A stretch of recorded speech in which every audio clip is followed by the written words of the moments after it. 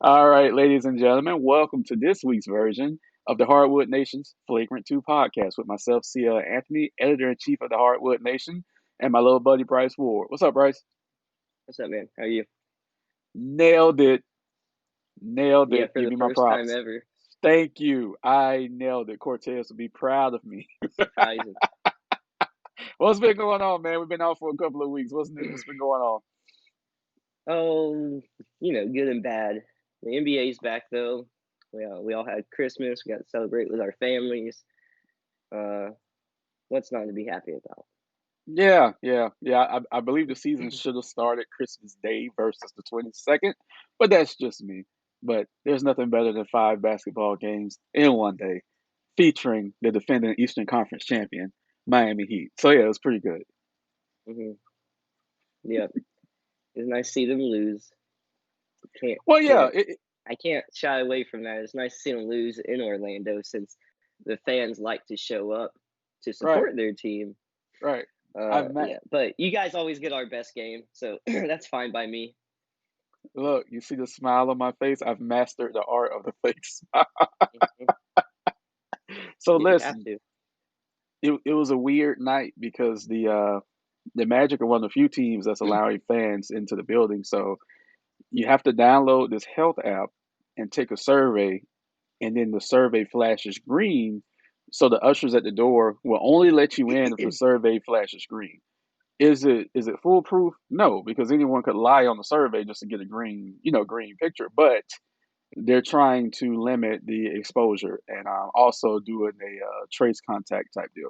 But so the arena was at 25% capacity. That's the amount. So of course the season ticket holders they get priority first. So Mm, with that said, generally speaking, when the Heat are playing the Magic, it's a pro Heat crowd. I've said it for years. It's just a fact. So I was a little worried the other night because I'm like, okay, with 25% capacity, with season ticket holders getting priority, there's probably not going to be a lot of Heat fans in here tonight. Well, I was wrong. The Heat contingent still showed up. It was amazing. The chants of "Let's Go Heat" were louder in the arena because it was only at 25% capacity. Kudos to the Magic for getting the win. It was a tight game. It was a typical Heat Magic game, which usually is determined in the fourth quarter, and it was that night due to Evan Fournier stepping up. Vooch had a bad game. Aaron Gordon actually played solid. The Heat was sluggish, slow. During the game, I didn't know that Jimmy Butler turned his ankle, so he was actually out of the game for a little while, but he returned.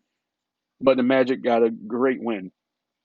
And that also leads into their win last night, where they faced the upstart Washington team, which is like a measuring stick game for the Magic and for the Wizards, because I believe that those two teams are going to be battling for one of the final playoff spots. And despite a triple double from Russell Westbrook and 39 points from Bradley Beal, the Magic were still able to pull off that win. What are your thoughts on the Magic's 2-0 start to the season so far? Um, it's actually giving me with playing fantasy or paying attention to a little bit more this year. It's actually giving me something more to look at with the Magic because I don't have him, but I've been looking at Fournier's stats, and for a team that has problems always scoring, it looks like Fournier has started off the season pretty hot because I know Vooch hasn't looked amazing to start, and usually he's like, we get a bunch of our offense from him. But Fournier's looked really good so far. Like he looks like he's already like in mid-season form almost. Um, and I do like the addition of that Cole kid. Even though he's a rookie and he's playing limited minutes, he adds just a little more dynamic to our offense because I just always feel like the Magic's offense doesn't have too much talent. AG can do some things, but he's inefficient at times. Mm-hmm. Fultz the same. He can run the offense and get people into sets and do his thing, but he's not a go to yet. So that only leaves really Vooch and Fournier can be that guy, but he isn't always. But he started off the season. It feels like hot so far, and so if Vooch can get going, then it'll be promising going forward because we've talked about the Magic being kind of in flux this season with other teams in the East looking like they're getting better. So the first two games to get W's, one against the Heat, which is a proven team we know is going to be tough all year, and the Washington team who was a little more in question, but still they have players who can put up big numbers. So to see the Magic come out, get 2 wins early, it's a good sign because we should only get better too. I feel like Vooch should progress soon. Like he's usually not this, I guess, rough going to start. So so far I like what I've seen, but I still don't think it's going to be too different than last year. So we'll see. I want to see them play Atlanta. I want to see them play some of these other teams. Washington was a question mark, so I'm glad that one's out of the way. Yeah, yeah. I want to see how they play some of these other teams in the East. I want to see them against Brooklyn. So You don't want we'll to see see. them against Brooklyn because I don't want to see my Nobody team wants to against see them Brooklyn. Yeah, against nobody wants to see Brooklyn. Brooklyn right now. No, no, fuck Brooklyn. All Two right. games and everyone's like, Yeah, we're like scared as shit of Brooklyn right now. Real quick, Vooch actually had a bounce back game last night. He had 22 and 17, so that's pretty good for him. That's like Vooch from like 2 years ago, that's so that was actually pretty good. that is You got yeah. The first one was rough. right. You guys have a new addition, Dwayne Bacon. He's a Lakeland boy. He actually ended up with 6 points. He had two threes. Fournier ended up with 13 points, 5 rebounds, 4 assists. Fultz had 21 points and 7 assists, so I'm more impressed with his 7 assists versus his 21 points. Point guard shouldn't be your go-to guy. I'm old school. That's what I believe. And then Cole Anthony ended up with 9 points. Um, so yeah, he's solid and he's Does fearless. it show And his minutes? he didn't play a lot of minutes. Let me see. He played just 17 minutes. So Fultz had 31, Bacon had 20, Fournier had 28. So I mean, you still had a nice balance within the team. And let's not forget Michael Carter Williams. You guys actually have a three-headed point guard beast because Michael Carter Williams even had 18 points. I'm sorry, he played 18 minutes and had 11 points. So he's doing pretty well, and he's being very aggressive. I guess since DJ Augustine is out of there now, Carter Williams has really stepped up. So he's been really Right. aggressive.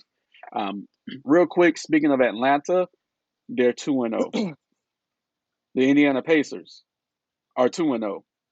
So some of those teams that we thought might slip a little bit towards the bottom are actually starting out very hot. So the East is going to be really tight this year. So And usually it feels that way. Like the East, we get a sense of who we think our favorites are to come out of the East, even though we were a little wrong on that last year. mhm. Or a lot of people were wrong thinking Milwaukee was the favorites, but the East always seems like a dogfight. Like Yeah, from the top to the bottom, it feels that way. And the West seems like on paper seem like it has a few of the better, like the best teams in the league, but the playoff like hunt. I think I might have lost you, Bryce. Not sure if you can Never hear me seems or quite as not. exciting. There he is. All right. Yeah, I can hear Uh, you okay. there. Hey, really quick, we had a couple of surprising finals last night. Utah lost to Minnesota 116 to 111. Phoenix lost to the 2-0 Kings 106 to 103. What the fuck is going on in Sacramento? And I watched a I'm not little bit of sure, that but game. Buddy Hield's been good. Yeah, yeah, I watched a little bit of that game before I crashed. Real quick stat on Buddy Hield: he's made the second most threes in the last 5 years, only behind James Harden. So it sucks that he plays for Sacramento, or he would get more acclaim for what he does. And another Yeah. surprising final. I definitely have to watch. Look, the lead pass is a blessing, but I definitely have to watch this. San Antonio actually beat Toronto 119 to 114. So that's another surprising Yeah. victory of the night. Toronto's 0-2.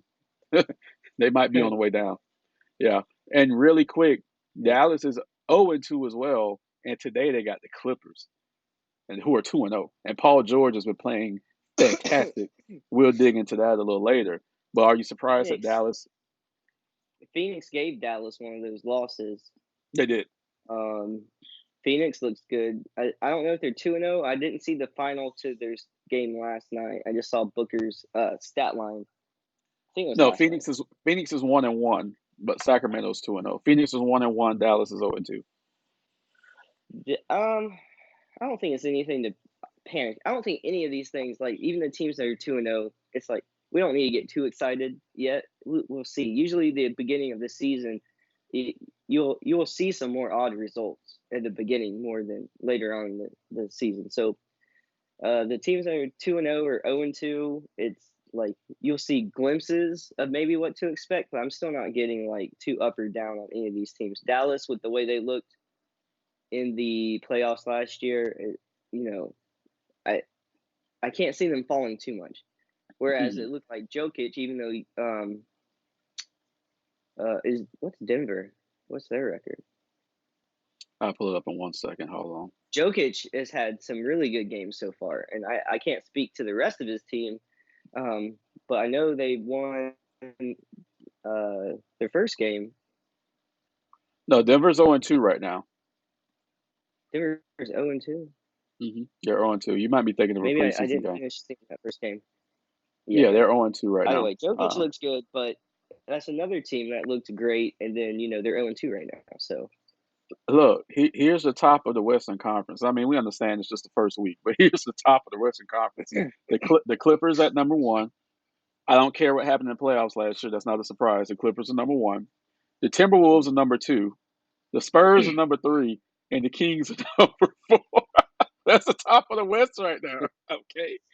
Look, if I keep going, the Thunder's five, which is where they were last year. The Jazz are six, Portland seven, and then the defending world champions are number eight at 1-1. Okay. Now, if we go to the Eastern Conference, at the top we have the Brooklyn Nets. No surprise there. Let's be real. The Orlando Magic are actually number two. The Pacers are number three. The Hawks are number four. Here's another 2-0 team. The Sixers are five. And the most surprising shit that I've seen this week, the Cleveland Cavaliers are six at 2-0. What the hell's going now on? I did see Kevin Love came back last night. He had a little injury that was Uh, keeping him from starting the season. mhm. And uh,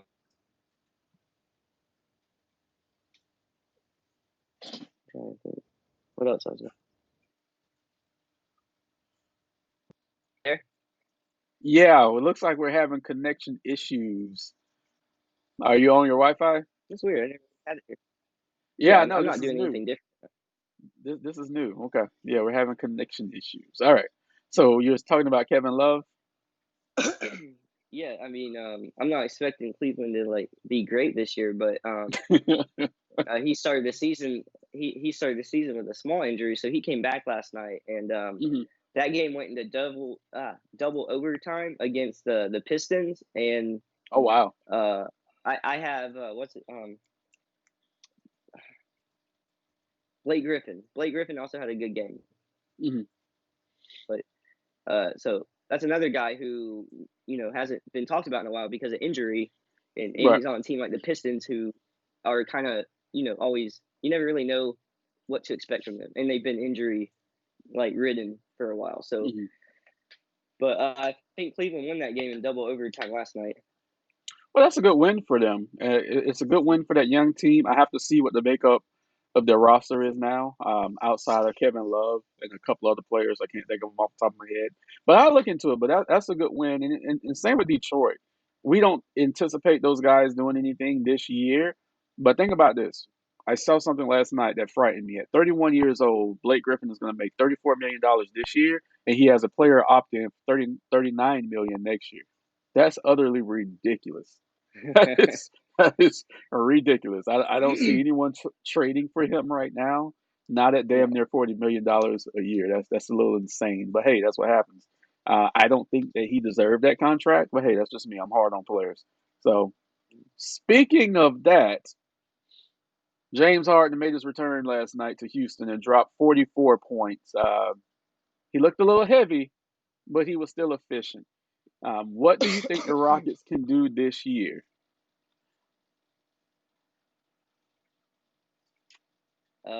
Less than they did last year. Well, Um, they played a good Portland team, but they took them to the wire, I, so that's a good thing. yeah, I'd like to see what Harden could do if he was just a more determined, like type of guy. Hmm. Like you hear about all these, you know, these off the court stories and Oh antics yeah, and players having problems, other players having problems with the leeway that he gets. And right, I right. mean, I can sympathize with that. You know, you're part of a team.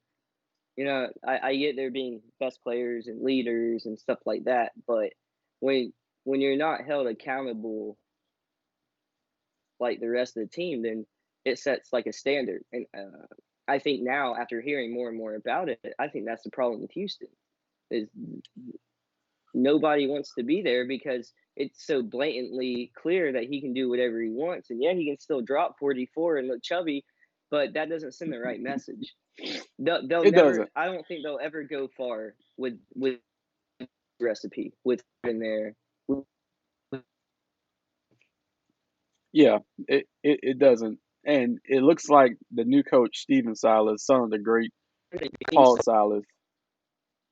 What's up, Rice? I'm sorry. I didn't know. I was listening.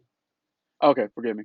It looks like Steven Silas is trying to change the culture a little bit. Apparently, Houston ran more pick and rolls last night versus letting Harden just pound the rock and not run as many ISO plays. So they may be starting to do that and get other team members involved a little more. Like, for example, their young center, Christian Wood, he dropped 31 points last night and had 13 rebounds. That is a monster game for someone else on that team outside of James Harden. So, I mean, the kid can't do it every night, but the fact that he was able to get some of those open shots, easy shots at the rim, because he shot, so let's see, 63% from the field. So we know where that came from. So, yeah. So if Maybe the best Harden can, thing for Harden would have been to went to Miami, get some of that uh, culture change, and whip him no, into no, I'm shape. good. No, I'm good. I'm good. No. And if this wasn't a family friendly show, I would cuss you out right now. So just, yeah, no, I'm good. Trust me on that. He could go to Orlando and then drop 50 a night and y'all won't win shit. He could do that. No, see, I was trying to name teams that could change the idea of what people think of Harden. So he could went to Miami and either fit in or leave. Say like San Antonio, like if Yeah, he went go to to San San Antonio. Antonio, they'd be Yeah, go to San like, Antonio. what are you doing? Get out of here. Yeah. Yeah. I No, just if knew he if the he Heat reference would bother you more. if he goes to Miami, we would kill him because he would get lost on South Beach and probably balloon to like 300 pounds. So he won't. Nah, he's not a good fit. He's not a good fit for Miami at all. You're a jerk. I was almost laughing during the off season when you said it was heating up, like he might go to Miami. I was like, I hope I he was does. like, no, I hope he does so dude, much. dude. I was like, no. Well, apparently Miami backed out of the trade because Houston was wanting too much. So Miami backed out. It's like, no, we're not giving you half our roster for that. Sorry, because they wanted our young That's funny. guys, just like with OKC wanted the young guys for Russell Westbrook. It's like we're not giving up our young guys. Sorry. Mm. Um. So how's your fantasy team looking this year? I think solid, just not flashy. So far, I've started off the week pretty strong. Hmm. Only really one of my picks I feel like was a bust, but it was one of the mid to late round picks, so not a big deal. Who was that? I like my team though. Who did you think was a Robert bust? I'm just Covington, curious.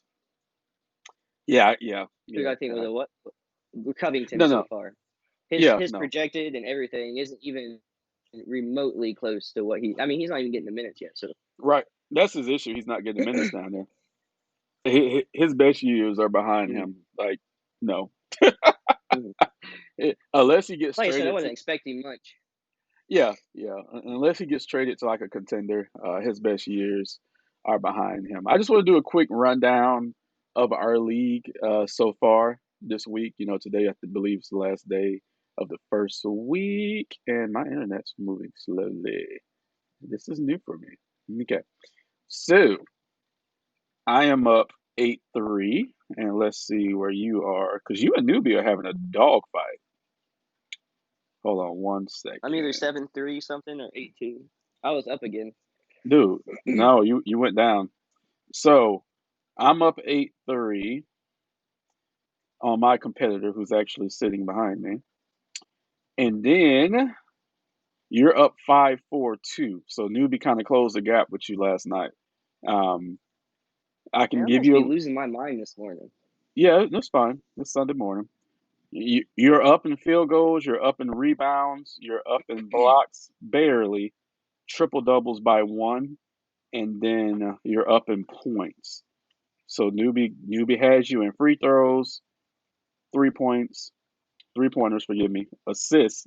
That one's flip flopping. So that's what's going on. So he's up 98 to your 95 with assists.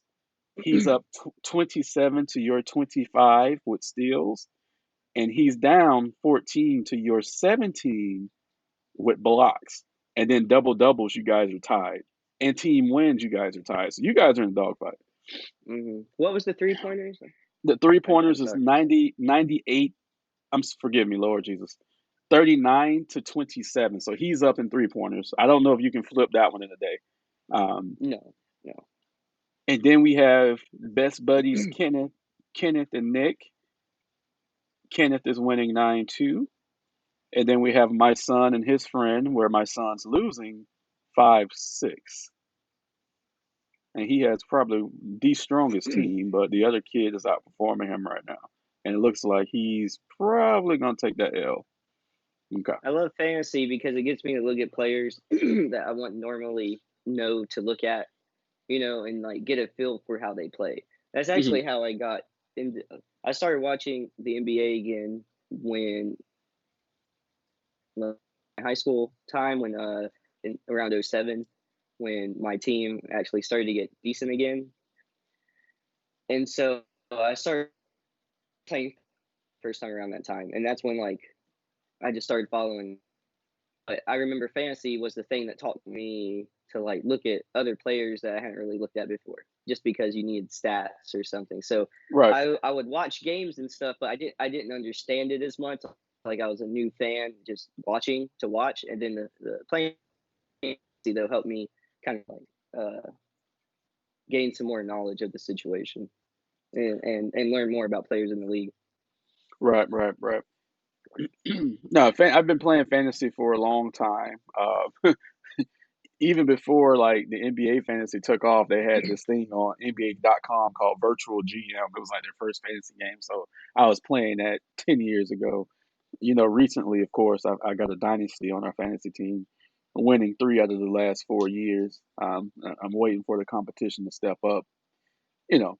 But it's always those glue guys, those role players that will help you win. So everyone can go for the flashy names, but it's those glue guys that really helps you win. One thing about my fantasy team that I noticed last night was I have 4 Pacers on my team. I was just like, I guess you know who I watch when the Heat aren't playing. Yeah, and you better hope they have a good season because that team wins can swing pretty quick if they have a good week or a bad week. So hey, Also, about if you what's have up? too many players one night, you're going to get screwed Oh yeah, because yeah. you're going to have to pick. It's fine because those guys are solid. They're gonna be in the playoffs, so I'm gonna have the wins.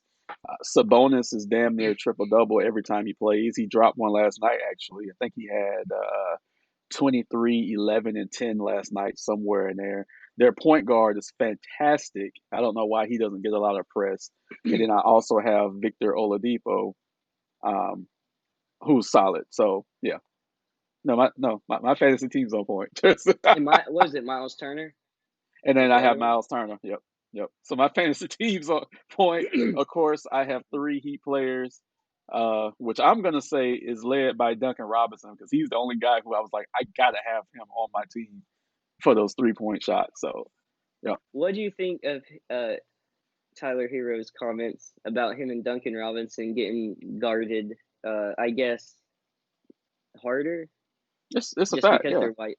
It's a fact. That's true. That's proven in basketball. If you're a white guy with talent, and I'm not talking about just a shooter, but if you're a white guy with talent, because on a talent basis, Tyler Hero is better than Duncan Robinson. He has more of a skill set than Duncan Robinson does. Yeah. But White guys are considered softer and easier to guard. So if we man up on you guys really tough because you're quote unquote, I'm doing quotations, quote unquote softer, it'd be an easy get. So yeah, no, it's a lot of truth to what Tyler said. I mean, that's all. Look at the finals. That's all the Lakers did. The Lakers zeroed on Duncan Robinson. If he was able to get off during the NBA finals, we might have had a shot considering the injuries that we had. But they zeroed in on Duncan Robinson, and he was so uncomfortable that series he couldn't get off. And then they bombarded us with 3-point shots when that was our game. That wasn't the Lakers game. That was our game. So that's how they was able to beat us because they zeroed in on him. They couldn't do anything with Tyler, but they was able to shut down Duncan. So yeah, it's a lot of truth to that. Yeah. I just I don't remember us talking about it, and so I wanted to bring it up Look, since I just thought about we're an it. equal opportunity offender show, right? If we're on the court and some white kids walk up on the court, we're instantly going to be like, yeah, we can take them. That's just what happens. Okay. Now it's up to them to prove us wrong. Hall of Famer Chris Mullin told that story when he was in New York. He grew up in New York, and he would go to the court, and the guys would clown him, but his game Mhm. spoke for itself, and then you shut him up with his game. So that's what Yeah. everyone should do, and I'm pretty sure Tyler's done the same thing, and Duncan's probably done the same Mhm. thing when they were younger and walked on the court, and guys looked at him like, "Who are these scrubs?" But then you scrub them up. I just thought it was interesting, like the timing of his comments and like Hmm. and him even talking about it at all, because I think a lot of people wouldn't had even brought it up like that. I Yeah, wasn't saying it was good or bad. I was just wondering your opinion of no, JJ Redick said something it. similar about 2 to 3 years ago. He spoke about it, and then Kyle Korver actually spoke about it a little bit 2 3 years ago about how they're guarded differently, and it's because of their race. And they spoke of the difference as far as being a white player in the NBA. So yeah, it's been out there. But Tyler was right. Yeah, they do try to guard him a little harder because he's white.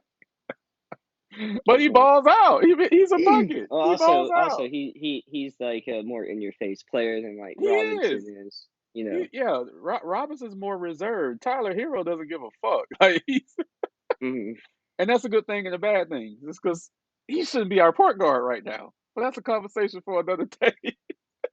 But I don't want Tyler Hero being my point guard. Like, what the hell are they doing? Why isn't?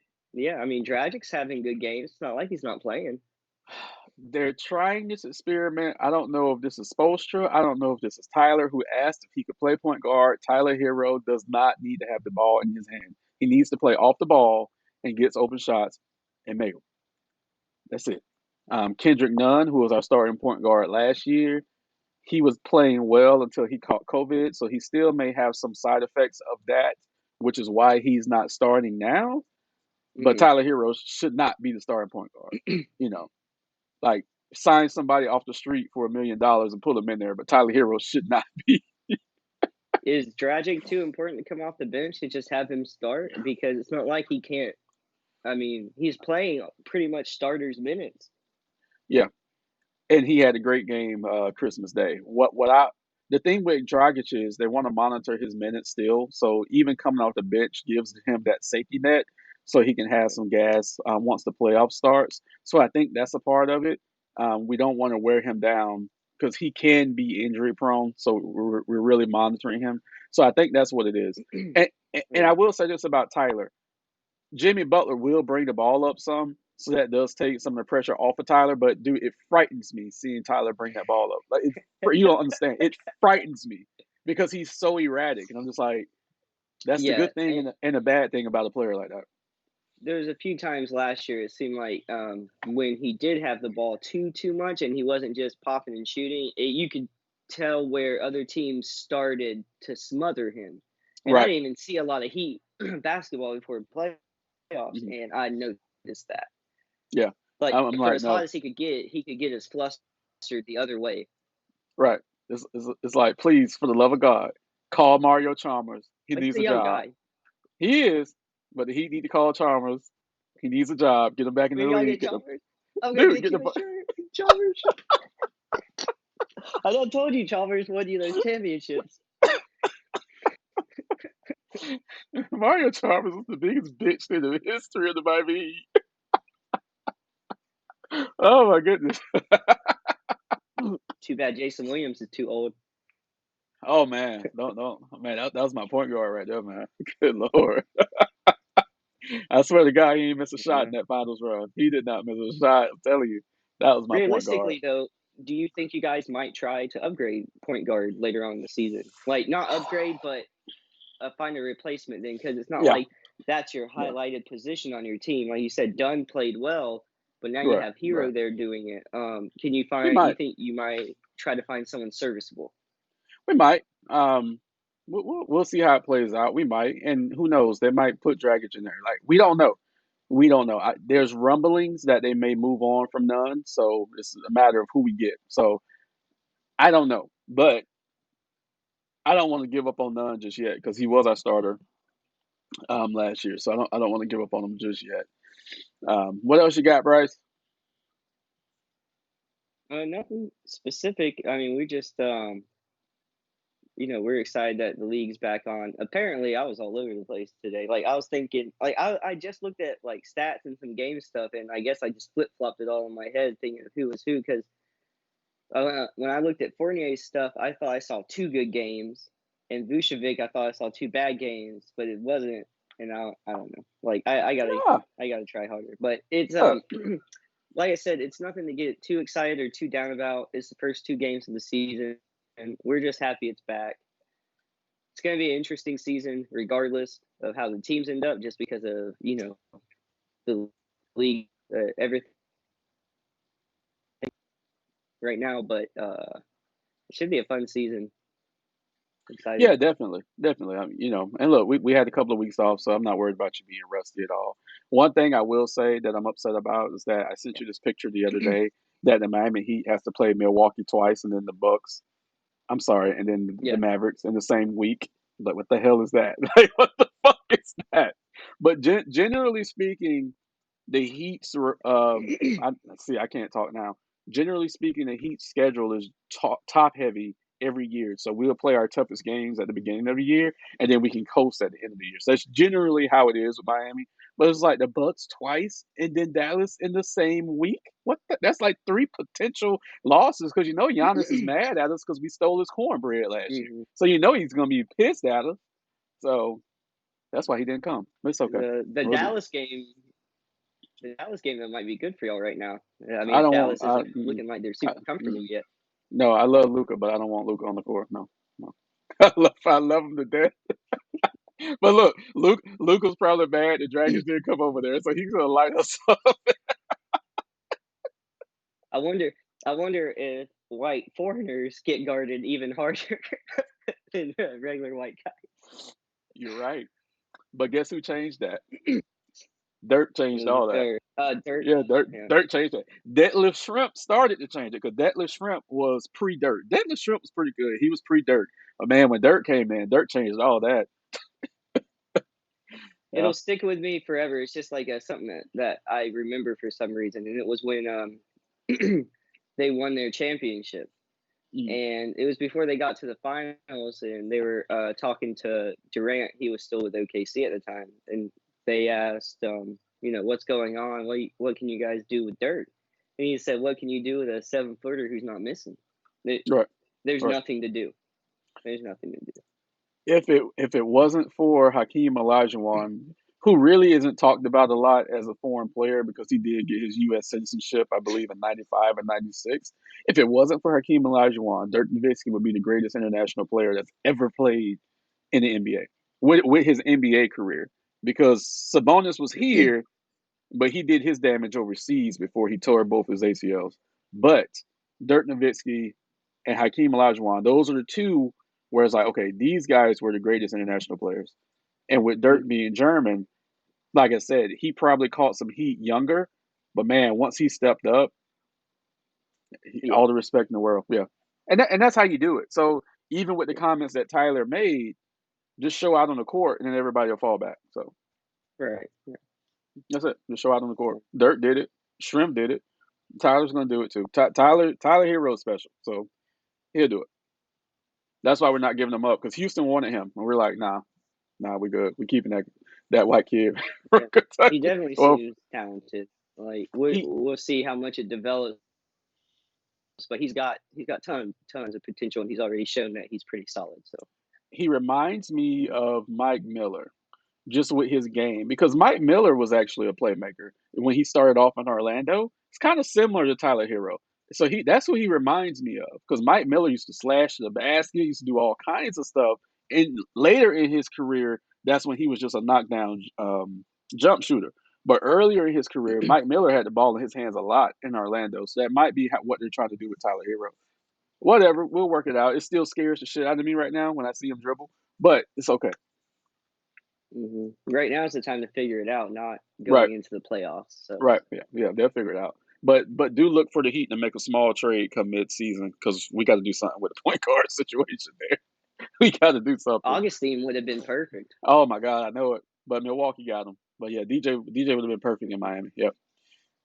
All right, ladies and gentlemen, that's going to be it for this week's version of the Hardwood Nation's Flagrant 2 podcast. Everyone stay safe. We will see you guys next week.